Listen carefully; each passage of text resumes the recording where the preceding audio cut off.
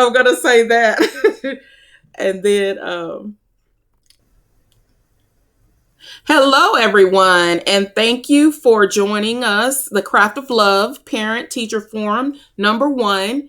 And this is our closing segment. Thank you again for returning to listen in. We're hoping that some of these strategies that we've discussed so far are helping you guys and will continue to help you serve the at risk population. For the agenda, today's agenda is, well, we'll just preview on what we've covered already. We've talked about the current event, which is the STAAR test scores. We've discussed some strategies and examples that you could use to help your students. And this segment, the closing segment, we're going to talk more about some milestones and testimonies. And we're going to take some live questions from some teachers and parents. Okay.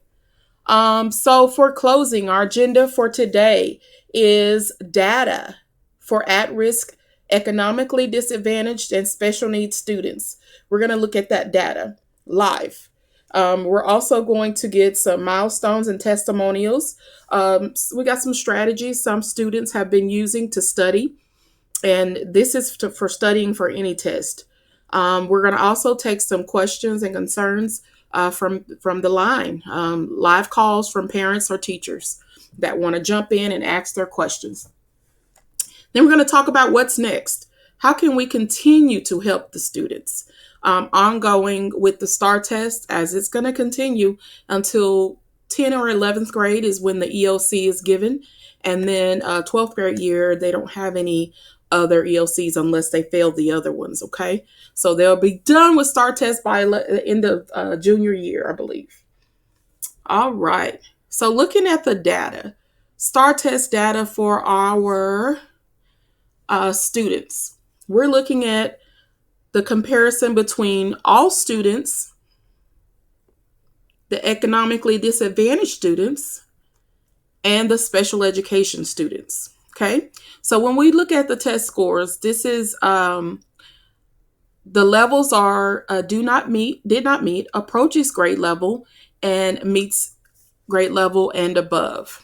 Master's grade level is the last column, and those are really high scores for the students that are mainly just excelling well above grade level. So for the did not meet column, for amongst all students, 378,000 students in the state of Texas, 23%, that's 88,000, did not meet grade level standards. Okay, and that's a huge concern. 28% is a lot of kids that are failing.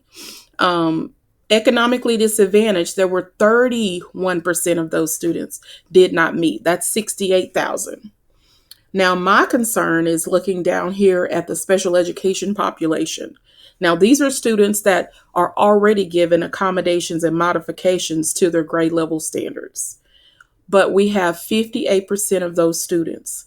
That's 43,000 students that did not meet grade level standards on the STAAR test. Now, that is a huge concern for me as a special education teacher, because we work really hard in the classrooms to make sure that our students are exceeding their goals, mastering their goals, and continuing to revise and revamp and making progress throughout the school year. Okay. And so for them not to be performing at grade level when it comes to the STAAR test, that's a concern. Because even on the STAAR test, we have accommodations and modifications for those students on that test. So why aren't they being successful? Okay. Looking at a little history of the STAAR test, we know in 2012, the STAAR test replaced the TAKS test. And then in 2015, the STAAR was redesigned to align with new Texas TEKS. Okay, so that's a concern. When 2015 they changed the Texas TEKS, and then they redesigned the STAAR test to align with that. Okay, that causes concern for me as well. Just thinking of, you're changing the TEKS. You already give them a new test, and they change the TEKS, and then they have to change the test to realign with the new TEKS. So that could be the main concern. And then, of course, we don't want to forget about we. It seems like they lowered the standards in 2017 because the STAAR administration was reduced to 2 to 3 hours for grades 3 through 8. So I don't know if that reduced time was reduced instruction or expectations as well. I'm not sure, but it sounds concerning to me. And then 2018, the student portal was created to allow parents to access their students' STAAR scores, okay, which is a good thing. We want parents to be involved, and that's my reason for being here today. All right, so looking at some of the testimonials, I have one student. She made a video on YouTube. I'll drop this in the description box. She made a video on how to ace any test. So she gives you strategies that she's used and effective study tips to help everyone master any test. Sometimes we're testing and wasting time while we're studying. So she gives us some strategies that the parents or teachers could help students to do better at studying.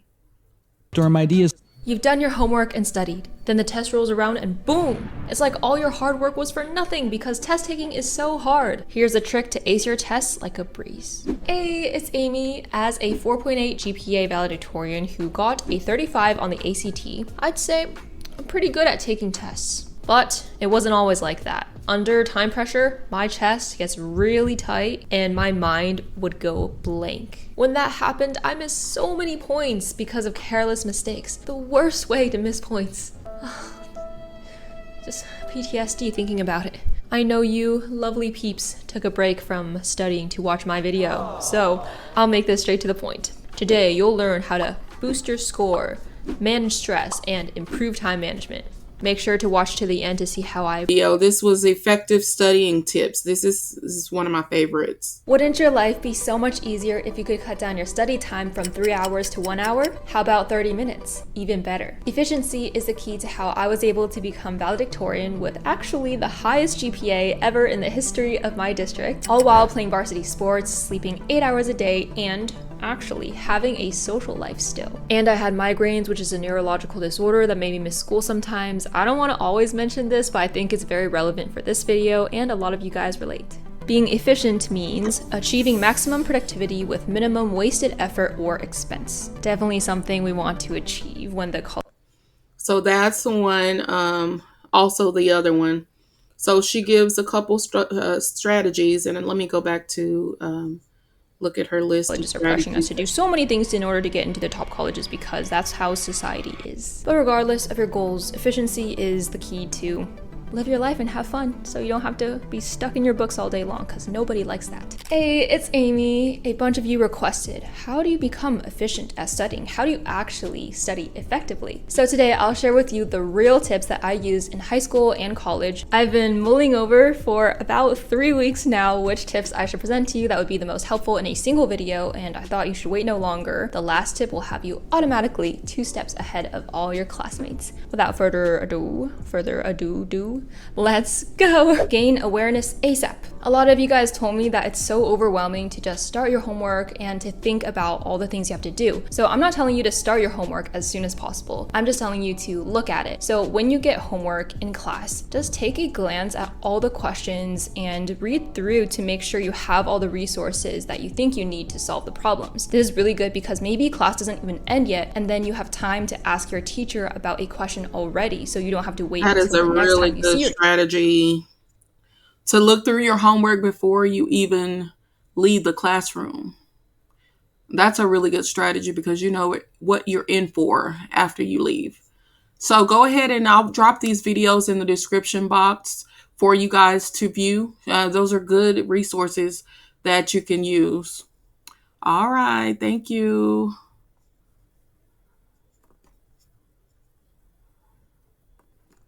Questions and concerns. We're going to take a call. I think we have a caller on line 1. Thank you for calling Craft of Love. You're on the air. Hi, Hi how you there. doing? I'm all right. How are you? I'm a little bit stressed right now. So my daughter, she's in special needs classes, so she's in a SPED class, and she never receives homework, but she's always getting these bad reports when she comes home from school that she's not meeting any of her goals that her teacher in the school is setting out for her to do. I feel like a little bit of it could be because the line of communication between me and the teachers and the faculty, um, she never gets homework. And I don't know what she's doing all day at school, and you guys are giving me bad reports saying that she's not meeting her goals. But my daughter, when she comes home, like, she's looking at YouTube and she's learning different languages on her own. So I know she's capable of learning. So what do you think I should do as a parent to help her better prepare and meet her goals in school? I hear her in the background back there. Yeah. So I know that she's ready. She's ready, and just the fact that she's able to talk and verbally express herself, that tells me that she's doing some learning. So what I would suggest is continue with those YouTube videos, those learning YouTube videos. I would suggest sitting in with a conference with the principal and the teacher, just to ask. I know that you're having a new teacher this year in your school, a new principal rather, and I would suggest just asking some things that they do in class, some of the setups that they do in class that you could do at home. Just try to mimic what they're doing and how. I mean, it seems like it's not being successful. So, I mean, that would open up the line of communication on how you can support your child and how they can better support your child. Because for me, I always say that the parent is the first teacher. So the parent can teach me how to teach, right? Their child. Right. So they're the expert. So that would be my suggestion on how to open up those lines and see and even ask them what are some ideas to improve her progress. If she's always failing progress, is it behavior or is it academics? Those are two different bubbles. Yes. Those are two different bubbles. Okay. So Thank yeah, you so much. no problem. And I mean, we'll be here every Saturday. And just let us know if you have any questions.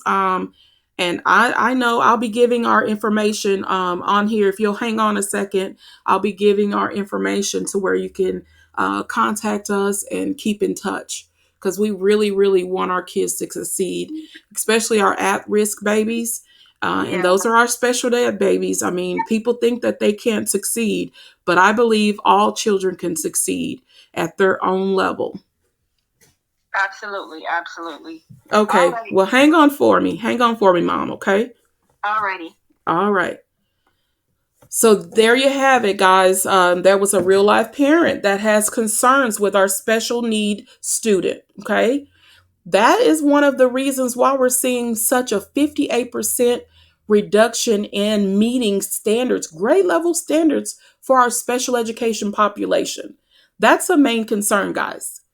All right. So remember, we are here to train up a child in the way she should go.